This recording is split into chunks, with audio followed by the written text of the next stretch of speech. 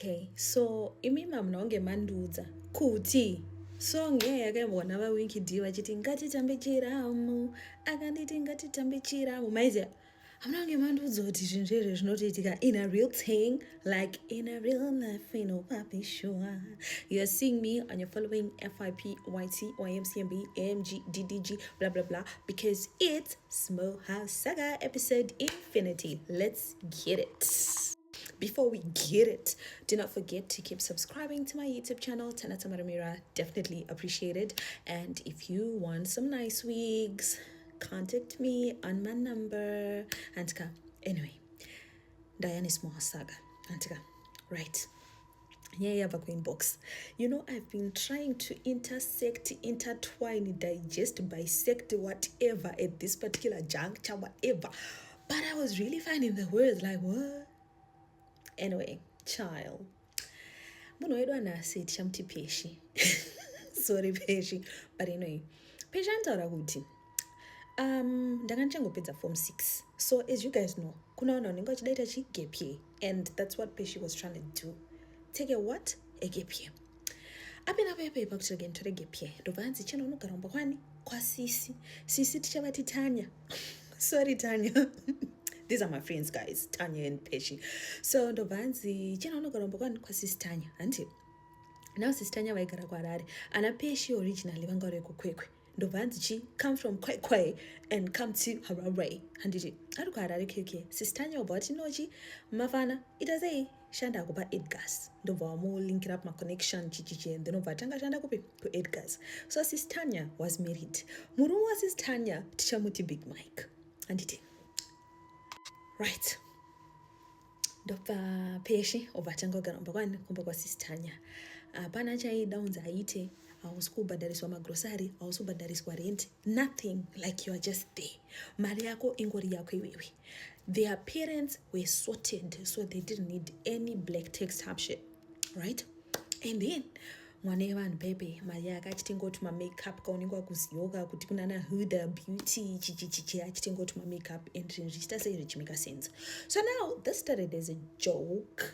Bankurova vatinonzvo kama inene kangu kakuita kachinyatsoibva manje ndo vanonzi varama ava handiti sanze ndichingoti bankuru koka muramusvi ndichingoti bankuru you know how I girls achangati bankuru nzei peshi. So anyway ndobva pepa ndobva peshi zvinhu zvake zvakutotanga kufaya achimboendesawo chi vana vasisi out ka ku you know just kungoti wose munhu ari uchengetwawo ungoitirawo something for your little nephews and nieces ka ndobudawo nevana tomboendesawo out kumajumping castle mabounce house kuma-jumping castle chichichi and you know uchimbofadzawo vatengi wombotiwo guys nasi musabike ndiri kuione ocean basket musabike I'm coming with chicken in love that chicken type shit right. So zvakazongoitika umwe musi kuti zvakazongoendawo nepamwe. This other time main Peshi vabuda vaenda out nemafriends avo. Main Peshi vaenda kugava vanga vasati vamboenda kugava. So unokoziva kubasa unosongoitawo mafriends vatone mafriends avo kugava kwekwe ndovangoitawo kama cross trip Bankuru. So Bankuru was there with his friends. Bankuru was there with his friends, right? And guys, I just received a call. My Nigerians there and try to scam me like, oh, we got your parcel, GGG. And I'm like, I'm not expecting a parcel. And they're like, no, your parcel from Shein. I'm like, since when? I mean, you scammers need to do better. Like, roll up your sleeves, come up with new tricks. Come on, honestly. But anyway, ndovasangana nani na Bankuru kunengerekeni kunanzwi kugava and then Bankuru angatone ana boys wawo achitoti ndep chichichi. So one of my friends aBankuru tichamuti Dante yeah. So ndobva Dante wavatoti kuna Bankuru you know what Pesha akanaka chichi ndininezi like muningina waifadzi chichi zvikanzi zvekutodaro saka hanzi Dante ndobva atongokumbira Bankuru namba. Bankuru zvaiseta kuti vazonyimomo because like why are you blocking handiti. stop v-blocking. So bankuru ndobva ngopawo Dante number. Saka hanzi Dante yoyo ndobva ndatotanga kutaura naye. And then I realized, Dante is like 29 years old. And I don't know life kake karibo. And, he's single, no baby mama drama. And I'm like, I'm 18, so like, zvekuti unenge uchikura uchinzi mukadzi nemurume anofarira siyana maesa akati that type shit. Ndobva tongoti no, this one will be the perfect candidate. And after all, sisi mabridge ovati chi chinobva nachoma ndakachi impambaira. So hanzi ndakati chi at least ndinenge nne wangu chiwe kuti atowapa pane life hatisi kutanga from scratch like tiri kumba kwanara Smith. Anditi. So ndobva atanga kudana naDante. The relationship was going and going and going and going. Kana vanhu vachinditoda kuna maneo zangu. So there you go. And kwanzobva ndakutumira mese mapicture. So yeah, it's called almond. That's the shape yandinayo. It's almond. And then this is burgundy. I hope you got a nice picture. Anyway, hey, ndobva watanga kudanana bye. So mukudanana kwake nani naDante relationship iritoita sei iri kutofaya. Zvirufaya. And then Dante obva azongopesera kungoyo kumba kumabrai. Vaitoitawo maSunday brai sana Jonas. It's not Jonas who started with all this. Kumba kwana Tanya zvaitoitwa.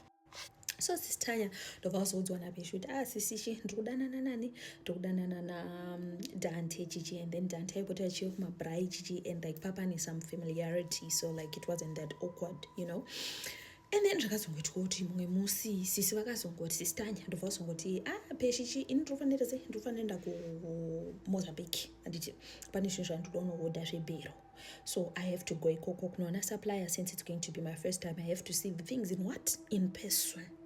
So vana ndichanoita sei ndichanosiya kwani kwavanga neimwe sister yavo. So imwe sister yavo yetipatra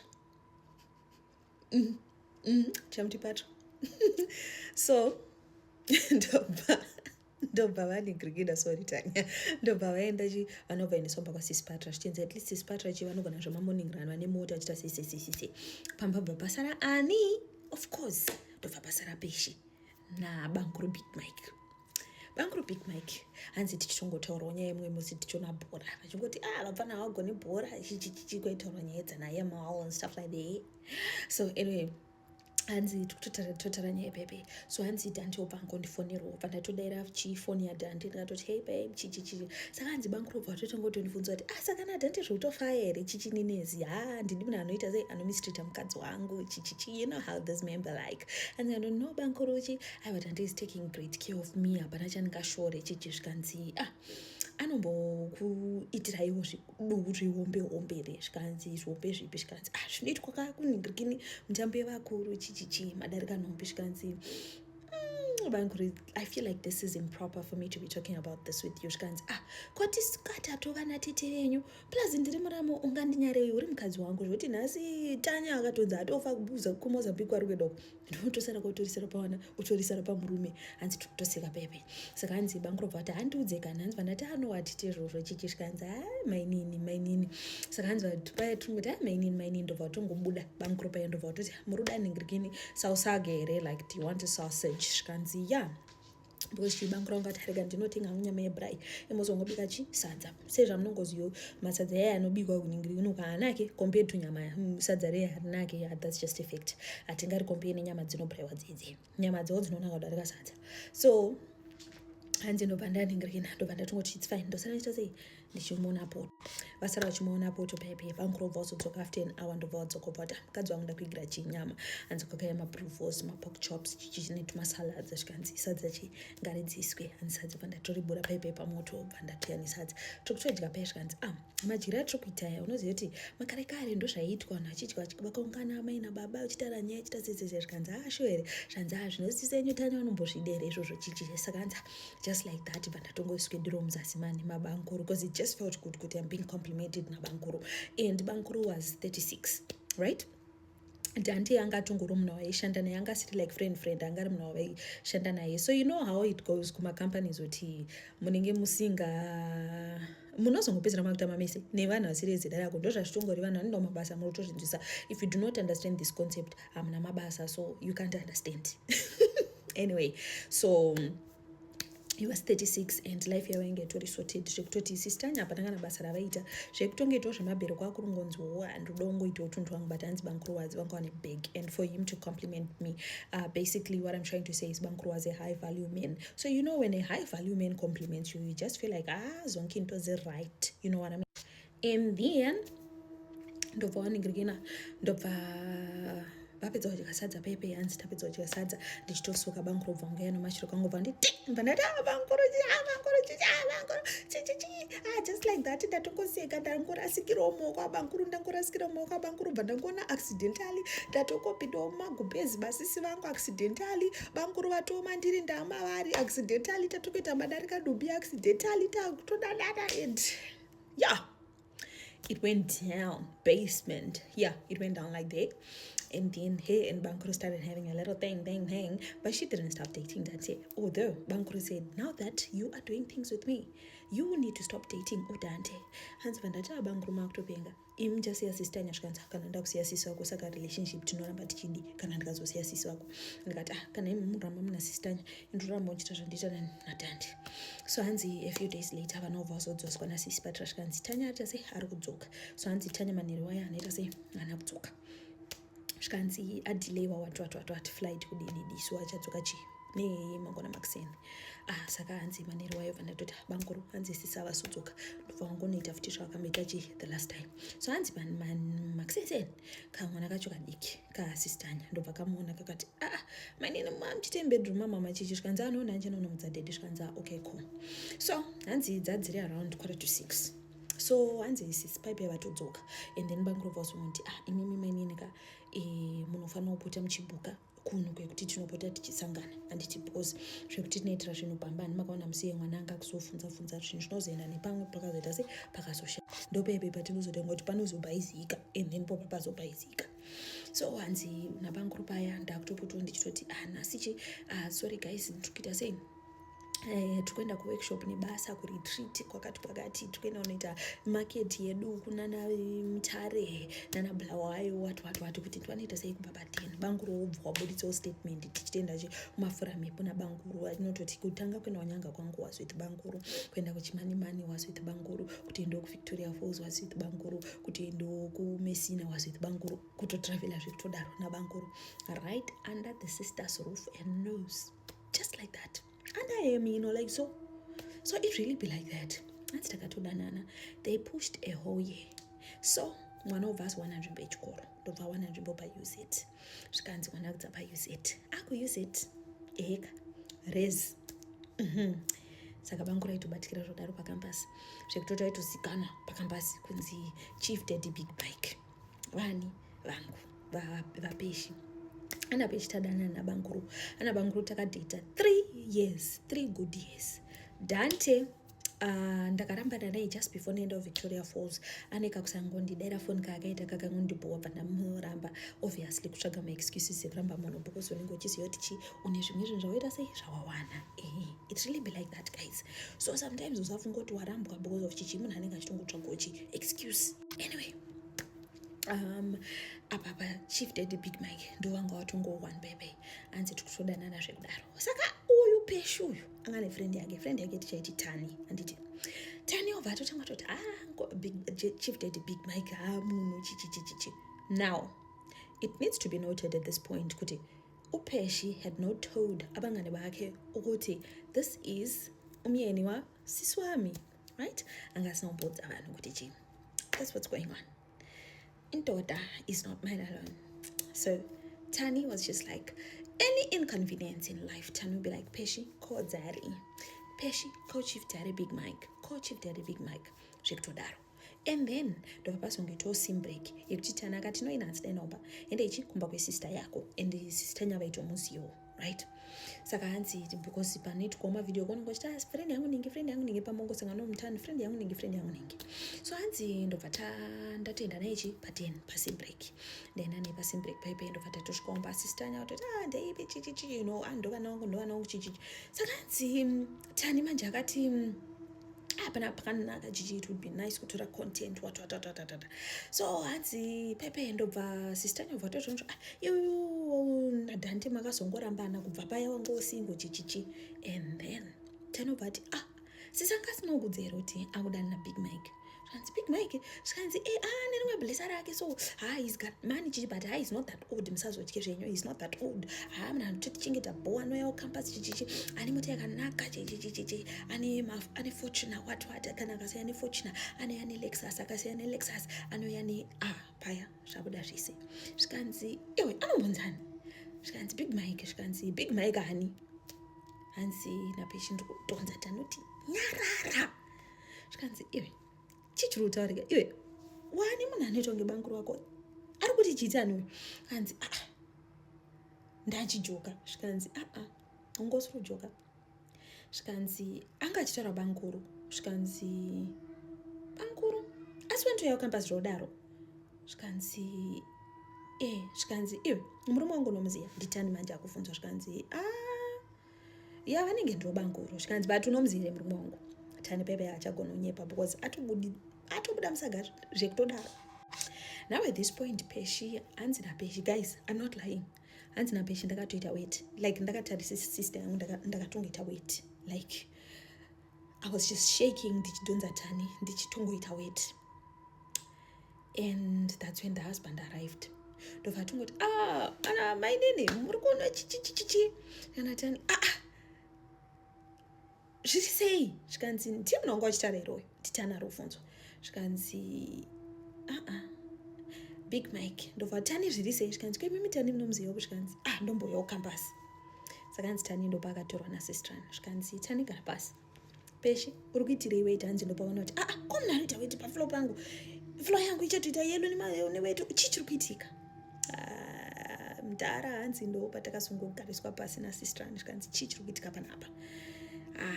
Ndopakatosongotaura chokwadi. Tani akatongoti inini banguru ndaivaziva vari boyfriend yapeshi, nakunga atombo obviously dai kuronza anga akandudza, dai ndinotombozvibuditsawo, ende handifungi kuti ndaitombowana magadzi ekutomboyomba kwenyusin break.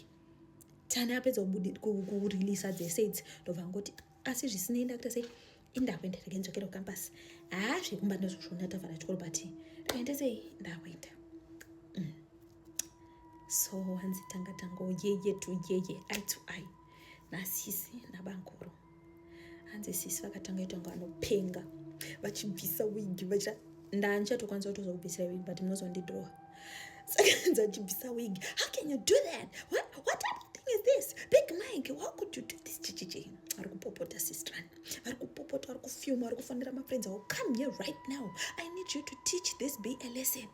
Chichi hanzi ndakarohwa nasistran, ndakarohwa mambama ndichirohwa ndichita semurume achitaura wadhonza, obva hanzi hanzi sister anoita ngane black belt rekarate, but hanzi I remember vanenge vakasongorwa banguru kusingarohwa uku vakasongodona chichichi, but mukuru narohwana kwakaitika ikoko mafriends auya pangone mhirizhonga, like hanzi a lot of things were just going on at the same time, and then eventually zvinonzi hanzi banguru vakaita cardiac arrest, ndobva patozodedzwa ambulance, but as you know kusim zvinononoka zvinhu zvacho kudaidai, ndobva patozongotorwa mota ne1 of murume wemafriends assistant, ndobva tongomhanya nemota pepe zvikanzi ngatingomuwaridza mashire kwemota chichichi, ndobva vaendeswa kuhospital, ndobva vatosvika kuhospital pepe zvikanzi munhu anga akuda kutoningirina cardiac arrest achinge tori serious chichichi. So cardiac arrest ndeyamunoti heart attack iyoyo, so hanzi ndo yange yatoitika, vanga vatopa dhuze nekutofa, and zvinonzi hanzi banguru vanga vane BP, saka hanzi yange yatoita sei, yange yatoshuta, and then so that's what happened nabanguru. So hanzi banguru pepe vastable pepe, ndobva nyaya yabve hanzi ngaitongwe, ana momsesi atobviswa kwekwe, hama dzemurume dzamudendi big mike dzatobvawo cause hanzi dzaigara ngatingoto Greendale, vamwe venyu munenge mune bepa tokuzivai, ndobva watobviswa, vanhu vachitongogara ari muhospital vakamutaimira kuti ngangopora tipedzise nyaya. So Daddy Big Mike, Chief Daddy Big Mike vakazongotanga ngofeel okay a couple of days later, and then ndobva watongoti sorry mukadzi wangu ndozvakaitika, I was just tempted and then moms hanzi vakatsamwa vakati ungashuwa ndiri kuendesa ndokwasisi vako akutsvagira basa ita so wakuita so uri kutonzwa nguva nemvese muzvino chichichi, how can you do that chichichi. Saka hanzi moms ndobva ungetiyayo kuti I'm disowning you, handina mwana akadaro, mwana andangu HURE, handimude chichichi. Hanzi mudhara wanga kuti chimuregererai chichakaitika hanzi ndingakwanise kuexplaina. Ndotongoexplaina kuti zvakatongoitika, it's not like we planned chichichi kana mudhara but when you saw kuti things are getting out of hand wakadiwa ubva pamba pasiso ubva wangovaudza kuti I'm sorry ndo zvakaitika onei kwatave mane 3 years muchidanana tinotanga kukutsiurirai paihorai chero tikati musoonani zvinomeka sense. Manzi mudhara ndopakazoti I was your age at some point. Ndozviziva zvinhu kuti unogona akongodza vanhu but kana vana vadaita kerona unotongoita chi carry on.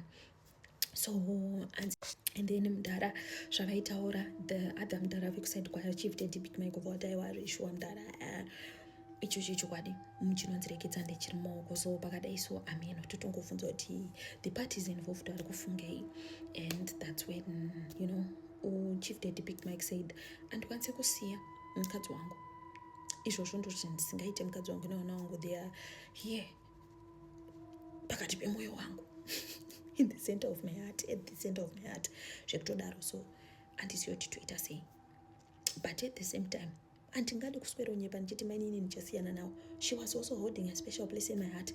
It's not easy to have an affair that is 3 years long and not catch feelings and not, you know what I mean. So ndo nyaya yangu, but mukadzi wangu handikwanisa kumusiya, but at the same time handikwanisa kunyepa kuti uyu ndichamusiya. So eventually they came up with a solution. Zvikanzi mainini should be the official second wife. Mari kanobviswa mainini akaita the official second wife. Her and her sister do not talk till this day. Ingori ungoti varise vana ebo, that's it. Kukaitwa ma-family functions, sister ichinophona yoti zvanzi ningi mwana watete ninga ari kuchata, so inini ndawena muchato ikoko wozoenda umwe wacho, hanzi ninga afa yochenda unokwesha mapoto indosoyo kumwe kwacho, akatosangana nezvekutodaro. So ndo situation yavari, and she says vakatozopedza havo chikoro but mbereko iri kunetsa. But big mike havo zvinonzi hanzi he's unbothered about kusabata kwemember because vane vana 3 nasister vakatozoita mumwe mwana after all this happened. Imagine, after all these shenanigans, sister Anya still had another child na big mike. So yeah, that's her small house saga diary. Yeah, that's what's going on. But she was just saying, I feel bad. If I could turn back the hands of time, I would. But zvakazongoendoni pamwe pakabaisika. She was just saying, avoid the lust of the eye. Chinhu chinotanga chiri chidiki chinozogoprosida ungonoshata chodi. Tiripo pasmall house saga. I know ndine nyaya yandakaposta yemwana chichiche. I don't know what happened pakurekoda, but that was actually the end of the story. I know kwekupedzisira ndanda kutongoitawo blab ndakakudza kuti like mwana akatongoda iso chichichi ndo zvaatongori, and that's it. That was the story, and I was just saying just avoid the lust of the eye chichichi, but yakatopera, so don't keep saying part 2. Yakatopera yakatodaro ndindanda kutongoitawo blab kumberuka. I don't know what happened anyway, but yeah, ndo zviripo guys. Ndanga ndichingodawo ngoti pane vambonzwawo here voice note rokungotendererawo paMJ kune kwa MJ kana kuti kwa KB kwa MJ remusikana anonzi anga achidanana nemufesi wake zvakanaka, and then boyfriend yake mamanzi ndobva aisiya achienda kuna Windsor kushow kwa Windsor, ndobva aenda kunoona Windsor after show achitosiya boyfriend yake avainoona Windsor ndobva vaita vakaita. She doesn't have a problem with that. Her problem is after taita zvatakaita na Windsor, the next morning the guy gave me 150 rand. Ndo pane nyaya yake. Kana mamboinzwawo voice note iyoyo, I just want to say this woman does not speak for every one of us all. That one is alone on her own, and she does not speak for us. I've been seeing my comments and that one he go stand alone like Mureza, and musatfananidze. Anyway guys, I hope you enjoy your rest of the week. Nasi Wednesday. Yeah, enjoy. I have to come back with a conspiracy theory. Definitely not today, but eventually I will. And very soon I'm coming back in my rhythm, like doing stories, anecdotes. Just don't be boring, okay? I love you all. Bye-bye.